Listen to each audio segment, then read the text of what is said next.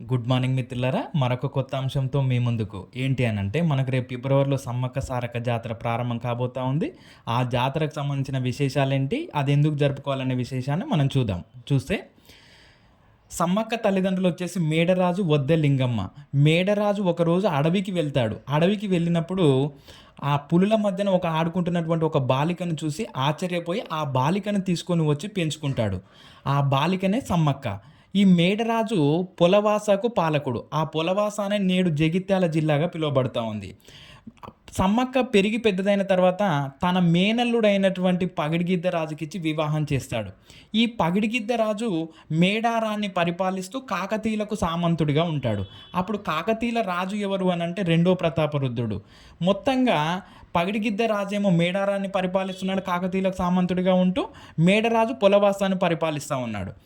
అప్పుడు ఈ సమ్మక్కకు పగిడిగిద్ద రాజుకు కలిగినటువంటి సంతానము సారలమ్మ, నాగులమ్మ, జంపన్న. సారలమ్మ భర్త గోవిందరాజులు. అదేవిధంగా ఈ మన రెండో ప్రతాపరుద్రుడు ఏం చేస్తాడు అనంటే, తన రాజ్య విస్తరణలో భాగంగా మేడరాజుపైకి యుద్ధం ప్రకటిస్తాడు. యుద్ధం ప్రకటిస్తే ఆ భయపడినటువంటి మేడరాజు, అయ్యా అల్లుడు, నా మీద రెండో ప్రతాపరుద్రుడు యుద్ధం ప్రకటించాడు, నన్ను కాపాడు అని అల్లుడి ఆశ్రయం కోరి మేడారానికి వస్తాడు మేడరాజు. రాగా ఈ విషయం తెలుసుకున్నటువంటి రెండో ప్రతాపరుద్రుడు కోపంతో ఊగిపోతాడు. అంటే నాకు శత్రువైతే నీకు కూడా శత్రువే, నువ్వు నా సామంతుడిగా ఉండి నాకు శత్రువు అయినటువంటి మేడరాజుకు నీవు ఎలా ఆశ్రయం కల్పిస్తావు పగిడిగిద్దరాజు అని ప్రశ్నించగా, సరే నేను ఆశ్రయం కల్పించాను, ఏదైతే అది చూసుకుందామని అనగా, అప్పుడు రెండో ప్రతాపరుద్రుడు చలో నీ మీద కూడా నేను యుద్ధాన్ని ప్రకటిస్తా ఉన్నా అని చెప్పేసి రెండో ప్రతాపరుద్రుడు ఈ మన పగిడిగిద్దరాజు మీద యుద్ధం ప్రకటిస్తాడు. యుద్ధం ప్రకటిస్తే ఏమాత్రం కూడా వెనక్కి పోకుండా తన కుటుంబ సభ్యులైనటువంటి నాగులమ్మ, సారలమ్మ, జంపన్న, సమ్మక్క, గోవిందరాజులు వీళ్ళందరూ కూడా విరోచిత పోరాటం చేసి వీరమరణం పొందుతూ ఉంటారు. సమ్మక్క మాత్రము ఆ యుద్ధం జరుగుతున్నటువంటి లక్నవరం దగ్గర జరుగుతూ ఉంటుంది యుద్ధం. ఆ యుద్ధం జరుగుతున్నటువంటి ప్రాంతం నుండి ఈశాన్యం వైపున ఉన్నటువంటి చిలకల గుట్టలోకి వెళ్ళి అదృశ్యమైపోతుంది, ఎవ్వరికీ కనిపించదు.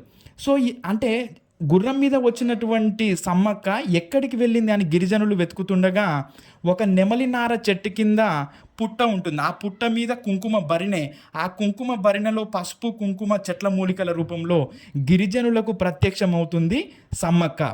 సో విజయ గర్వంతో ఉన్నటువంటి రెండో ప్రతాపరుద్రుడికి కలలో ఆమె వాళ్ళ యొక్క కులదైవమైనటువంటి ఏకవీరాదేవి కనిపించి, ఓ రెండో ప్రతాపరుద్రుడా, ఓ ప్రతాపరుద్రుడా, నీవు ఎవరిని చంపావనుకుంటున్నావు? ఆమె మానవ రూపంలో వచ్చినటువంటి దేవత సమ్మక్క, ఆమెను చంపావు నువ్వు, కంపల్సరీ ఆమెకు నువ్వు జాతర జరిపిస్తేనే మంచిగా ఉంటుంది, లేకపోతే నువ్వు పాపానికి గురవుతావు అనగా, ఎంపటే ప్రతాపరుద్రుడు తన పురోహితుడిని పంపించి, అయ్యా సమ్మక్కకు సారక్కకు జాతర జరిపించండి అని పంపగా, అప్పుడు మనకు జాతర 1940లో నుంచి ప్రాచుర్యంలోకి వచ్చింది. సో ఈ జాతర ఇలా ప్రారంభమైంది. సో ఈ జాతర యొక్క విశేషాలు, విశిష్టతలు ఏంటో ఒకసారి చూద్దాం. సో ఈ జాతర ఆసియా ఖండంలోనే అతిపెద్ద గిరిజన జాతర, అలాగే ప్రపంచంలోనే అతిపెద్ద గిరిజన జాతర, కుంభమేళ తర్వాత దేశంలోనే పెద్ద జాతర. ఆసియా ఖండంలో అతిపెద్ద గిరిజన జాతర, ప్రపంచంలోనే అతిపెద్ద గిరిజన జాతర, కుంభమేళ తర్వాత భారతదేశంలోనే అతిపెద్ద జాతర. ఇది ములుగు జిల్లా తాడ్వాయి మండలం మేడారం గ్రామంలో ఉంది. 1996 నుండి ప్రభుత్వం అధికారికంగా నిర్వహిస్తుంది. ప్రతి 2 సంవత్సరాలకు ఒకసారి 3 రోజుల పాటు నిర్వహిస్తారు. పూర్తిగా గిరిజన సాంప్రదాయంలో నిర్వహిస్తారు. ఇక్కడ బెల్లాన్ని బంగారం అని పిలుస్తారు. నిలువెత్తు బంగారాన్ని తల్లికి సమర్పించుకుంటారు సమ్మక్క సారక్కకు. మాఘశుద్ధ పౌర్ణమి అంటే ఫిబ్రవరి నెలలో 3 రోజుల పాటు నిర్వహిస్తారు. మరి జాతర ఎలా ప్రారంభమవుతుందని మనం చూస్తే, జాతరకు ముందర ఒక కోయ యువకుడు చిలకల గుట్ట మీదకి పోయి, అంటే ఎక్కడైతే దర్శనమిచ్చిందో ఆ సమ్మక్క తల్లి అక్కడికి వెళ్ళి పసుపు కుంకుమ ఉన్నటువంటి భరిణెను వెదురుగడను తెచ్చి గద్దె మీద నిలపగా జాతర ప్రారంభమవుతుంది.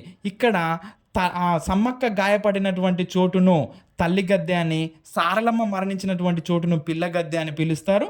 సో, ఈ విధంగా మనకు జాతర ప్రారంభమవుతుంది. మిత్రులారా, ఈ మనకు గిరిజన విశ్వవిద్యాలయాన్ని కూడా ఇటీవల తెలంగాణ రాష్ట్రంలో ప్రారంభించారు. ఆ లోగో విశేషాలు, ఆ గిరిజన విశ్వవిద్యాలయం యొక్క విశేషాలు మరొక వీడియోలో మీకు కరెంట్ అఫైర్స్ కింద చెప్తాను. మిత్రులారా, మన వీడియోను తప్పకుండా సబ్స్క్రైబ్ చేయండి, షేర్ చేయండి, లైక్ చేయండి. సో, అంటే ఏంటి ఈ జాతర వెనకాల ఉన్నటువంటి కోణం గనక మనం గుర్తుపెట్టుకుంటే తెలంగాణ చరిత్ర, సంస్కృతి, సాంప్రదాయాలలో మనకు ఈజీ అవుతుంది. ఈ జంపన్న దగ్గర ఉన్నటువంటి సంపెంగ వాగేంటి అనంటే, ఈయన ఆ యుద్ధం జరుగుతున్నటువంటి తరుణంలో మీ చేతిలోనైనా నేను మరణిస్తానని చెప్పేసి పక్కనే ఉన్నటువంటి సంపెంగ వాగులో దూకి మరణిస్తాడు. అందుకని ఆ సంపెంగ వాగునే మనము జంపన్న వాగుగా పిలుస్తున్నాం. ఇది సమ్మక్క సారక్క జాతర వెనకాల ఉన్నటువంటి కోణం.